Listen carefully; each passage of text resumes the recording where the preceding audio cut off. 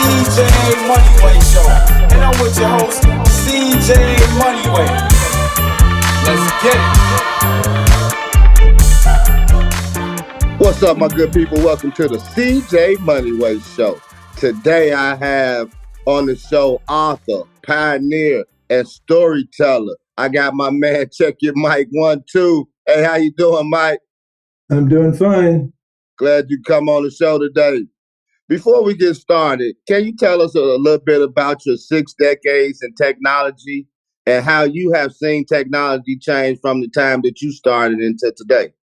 Well, I started out in 1962 as a programmer for an IBM 1401, which is total history now.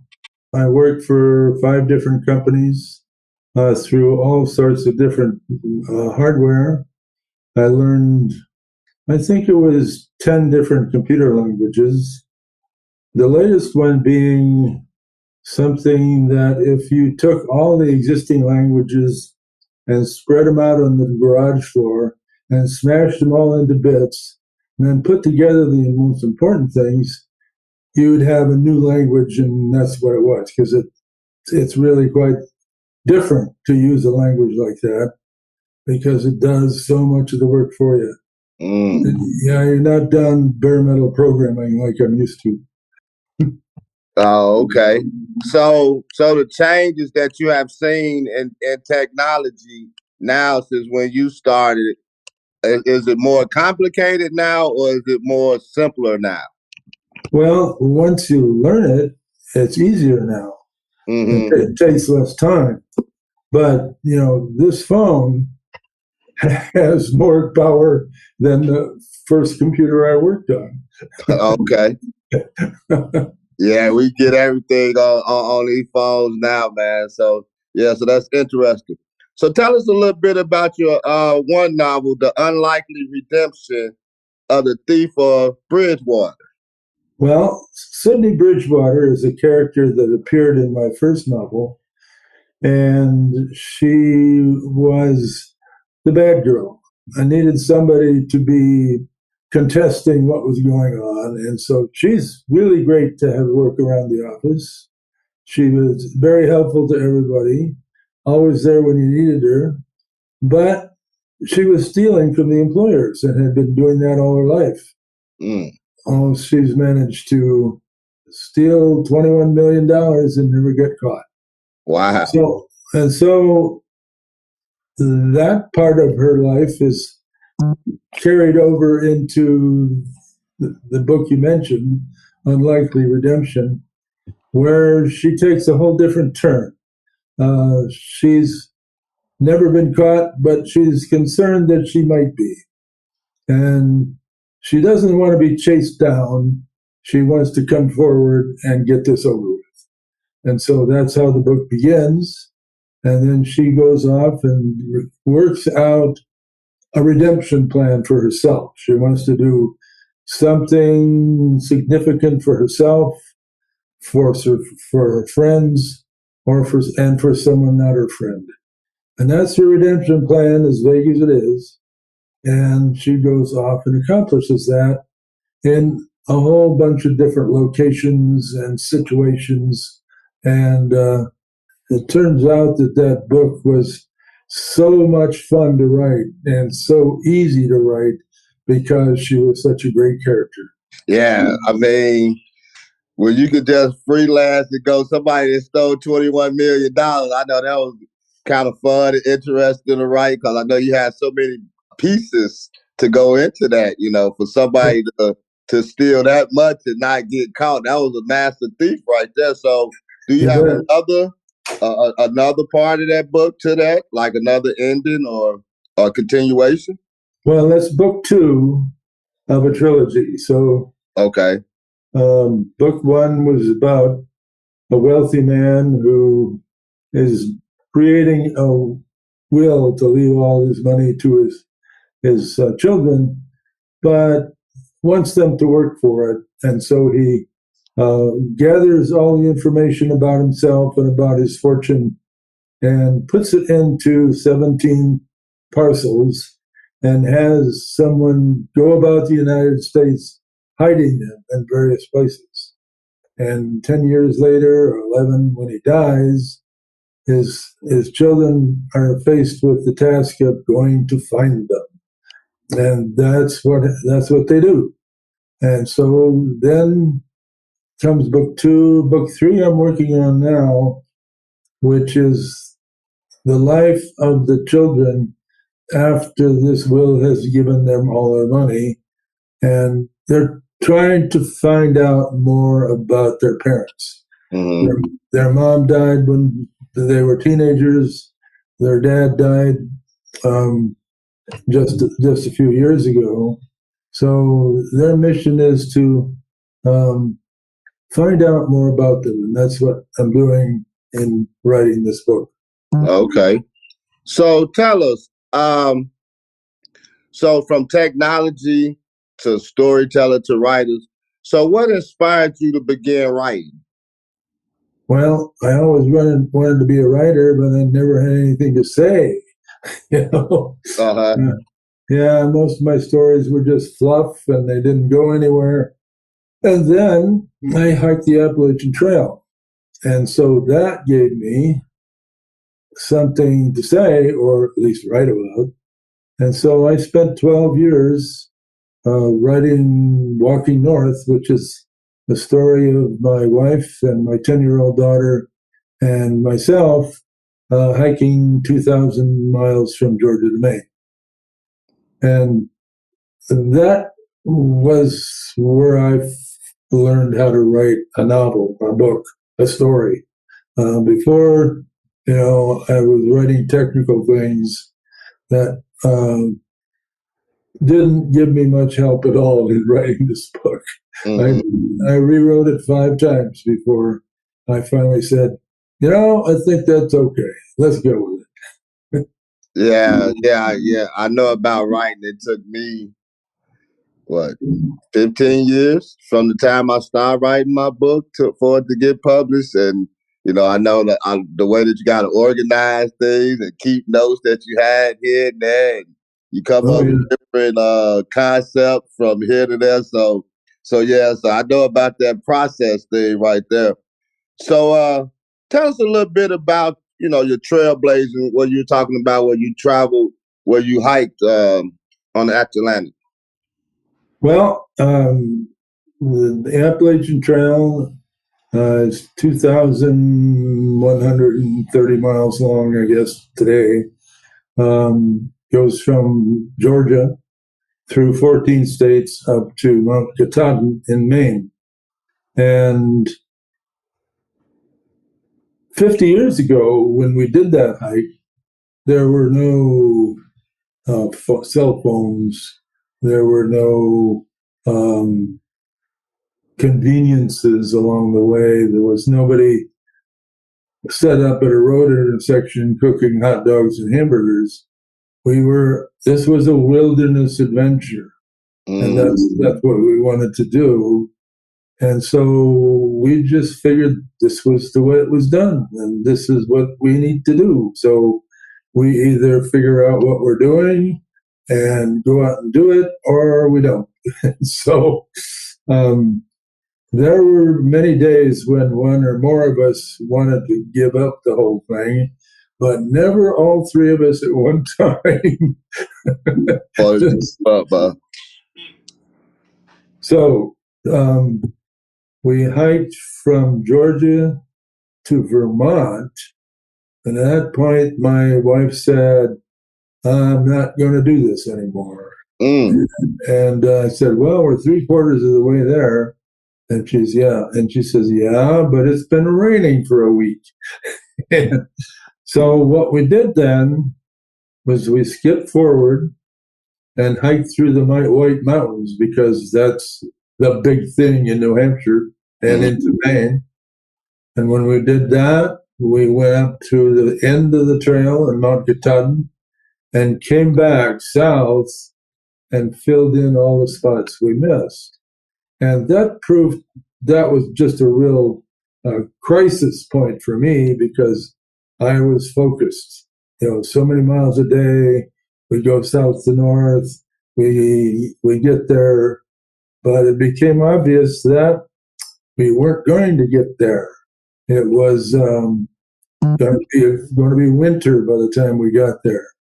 So we got into Maine, got to the end, and what I noticed when we arrived there was that the first leaves had started to turn colors, and so we got to the end, stood on the top of the final peak in Maine, then started walking south, and it became a grand adventure at that point because we'd hiked all the big mountains. We had seen all the weather we were ever going to see. Yeah. We'd hiked in snow and rain and mud and bogs and all sorts of stuff. And so there was nothing left to surprise us. Mm-hmm. Everything that would happen, we could handle it. And that feeling of confidence and just helped us get along and really enjoy the last couple of months of the trip. And so that turned out to be a really great experience for all three of us. Yeah, I can imagine. Now, more power to you, because I know myself. That's not my journey, man. That's not me right there. No, cause for one, just the height of it alone. I couldn't do it, man. I couldn't do it. But I'm glad you all accomplished that. Not only individually but as a family. That's even more intriguing. Where you have your wife and your daughter to go and do it with you, and you guys push each other. That's cool. So what was it like wandering alone in the Arizona desert, man? That was my walkabout. I did that after I was retired from business. Mm-hmm. I decided that I would load on my pack and go hike in the Superstition Wilderness, which I had hiked many times before. Mm-hmm. But there's 150 miles worth of trails out there. And I'd been on most of them, but I'd never been on anything long and continuous. So I ended up crisscrossing the Superstitions 3 times, going from one trail to another, across and back. And I mailed 1 box of resupply food to a school that I was familiar with out there. And I buried another box at one of the trailheads. And so I started in a different place, however long it took, to the first buried box, loaded that on, and then started hiking and all the way across and out to the eastern part, where I picked up my second resupply box. Mm-hmm. And then I came back, I crossed it again, and up, exiting on the north part, where my brother was there to pick me up. And it was great, really great to be alone for that time. I really like being alone because I live alone now. Mm-hmm. Hiking by myself, I had no concerns about because I'd done so much of it. And so I knew what I was doing. I had what I needed to do it. And I just kept going. And I was kind of the Iron Man of the trail. Could just keep going. Can't do that anymore. Yeah. So you said something about supply boxes, and you picked up one here and there. So was these like boxes that was already, that was already put in place for your? I packed them all up myself with so many days' food, and then I took them out and buried them or mailed them to the places where I knew I could find them. Oh, okay. So I started with, like 7 days' food, picked up another 7, and then picked up another 8 or 9 at the end. So, but they were all boxes I put together myself and had what I needed. So I knew I needed. at that point. And so anyway, that's how that works. And it's a pretty common thing for hikers to do, is to have resupply, because I wasn't going to carry 24 days food. Yeah. Yeah. I'd never make it. No. So let me just ask you one more question on that, because we hear about the desert and we see things, like when you watch television and you see how people be out there, and you get tired and it's hot and your skin start changing. And how hot is it actually in the desert? Well, I went in February, so it was overcast and it was rainy and it was cool and it was fine, except for a few days they got pretty hot. And so it's just a time of year. If you go in the summer, you're not going to live long. Yeah, I can imagine. I can imagine. Yeah. So tell us about your experience. How did you feel after 50 years when you received your honorary master's degree? Oh, that came as a total surprise to me. I went to the college, the 50th reunion of the college I graduated from. And as part of the closing ceremony for the event, they gave everybody who showed up an honorary master's degree. And I said, so what's this good for? Said, well, it's just like the one you would have earned if you went to school. It has all the rights and privileges. I said, well, thank you very much. This is really an honor. I can put it on my resume, but I don't know who I'm going to show it to. So I did put it on my resume. Oh yeah, I would too. That's an honor right there. That's an honor. Yeah. So that was a really surprise and something I really enjoyed getting. Like I got it sitting right here on my desk. Oh yeah. Yeah. Yeah. I bet that was cool because like I say, after 50 years of that's 5 decades of just going through it, to get something accomplishment of that magnitude, I'm pretty sure that had to feel pretty good. Yeah, it did. So you tell us, how does a degree in mathematics help a computer programmer? Well, I never used much of the advanced math that I took, but what it helps you with is thinking in a logical sequence, because that's what programming is all about. You do A, and then you do B, and then you do C. If you do them in a different order, it doesn't work. And so that's what math is all about.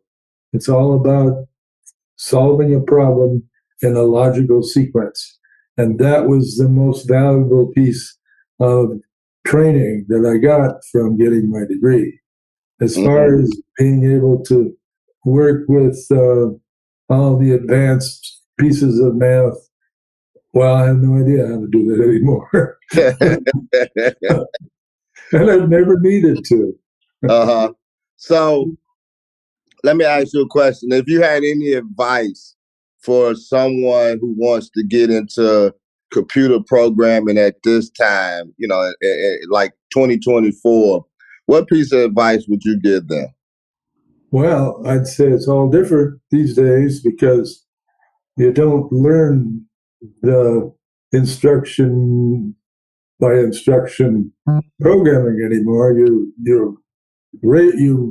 risen above that, and you're writing about a certain thing. You want to accomplish this, so these are the tools you need, and much of the background programming is already built into the instructions you use.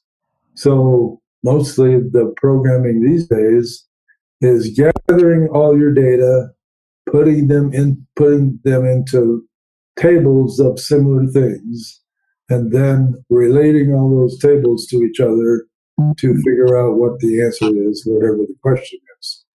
So that's different. You still need to be logical. You still need to do it in a sequence, but the language that you use helps you get it done more elegantly and faster and with more confidence that it's going to keep working. Okay. So, as far as writing, being an author and writing novels, same question. If you had to give any advice to any aspiring authors, what type of advice would you give them? Well, first of all, I'd say if you're going to write a story, make sure it's got enough to it to make it work. Because I've had so many story ideas that just died in chapter 3 because I'd said, well, I've already told this whole story. There's nothing left to do. Mm-hmm. So make sure your story is big enough. And then the other thing that happens to me is that the characters take over and start writing it themselves. Once I get used to writing about certain characters, I know how they'll react to everything. I know how they're going to say things, and I know what kind of things they do. And so I just steer them into situations and let them solve it themselves.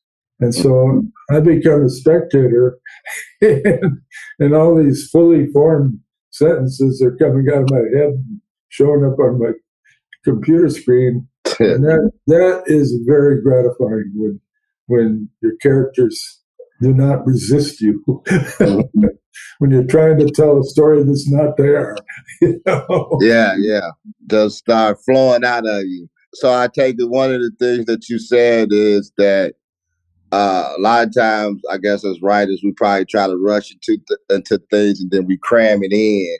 And then all of a sudden we lost at a certain place because we don't have a broader story to tell.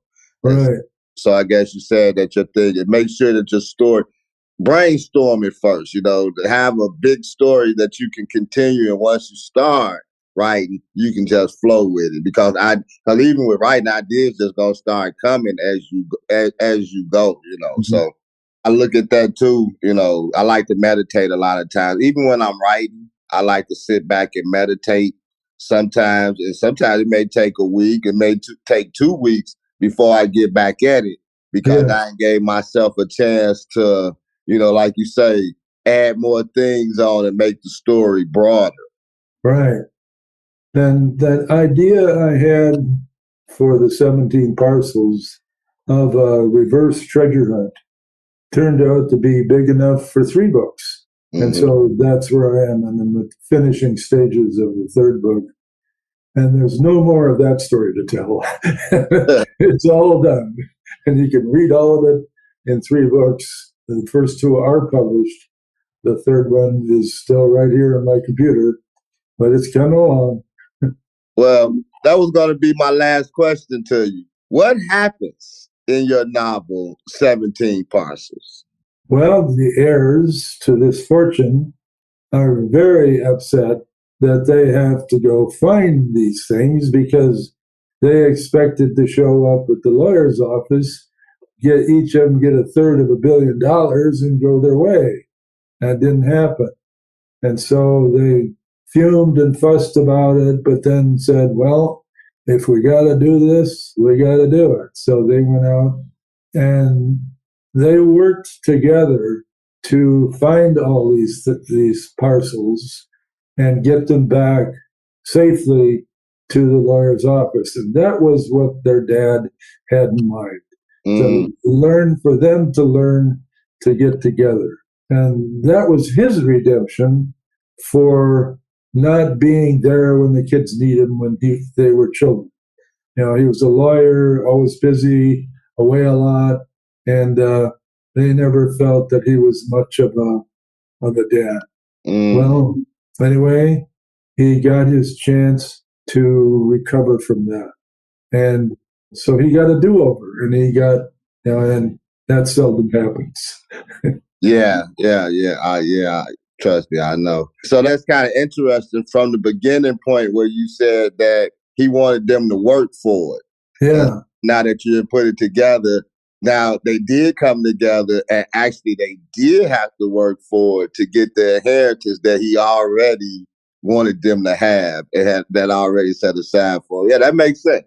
Yeah, and so they bring it all back, and the lawyer puts it all in sequence, and they open them 1 through 17, and each box gives their parcel gives them a little more information, another clue, until all the way through to 17, when they actually get to the will to find out what their inheritance really is and where it is, because it's normal. He's divested himself of everything, and it's all offshore somewhere. Well, one thing we do know, we know it's a lot of money involved in it. So Right. that's the key part to it right there. So besides the 17 parcels and, some of your other novels that you have mentioned, is there anything else right now as we get ready to close out? Is there anything else that you're working on that we can look forward to? No, just book 3, which is called What Our Parents Never Told Us. So they go off and they're now learning about things they never knew about their parents. Mm-hmm. And so this is intriguing them. And they're following, and one of the plot lines is, how did mom really die? Was it really an accident, or was something else involved? Mm-hmm. That's part of the stuff that they're enjoying. They're researching and investigating. So yeah, man, sound like a pretty good 3 trilogy that you got going on there. That's connecting some dots and making you think abroad and go around. So I really appreciate you coming on the show today, man, and telling us about your journey as far as hiking, you and your family. I thought that was really neat for you, your wife, and your daughter to do that. And your trilogy book, man, I really appreciate it. Very insightful. I wish you good luck in the rest of your endeavors, and I wish you good luck in this last trilogy that you have. Well, thank you very much, sir. I enjoyed talking to you. You too, Mike, man. I appreciate you. Hey, you have been listening to the CJ Moneyway Show with your boy CJ Moneyway and my man, the adventurer, Mike. Holla.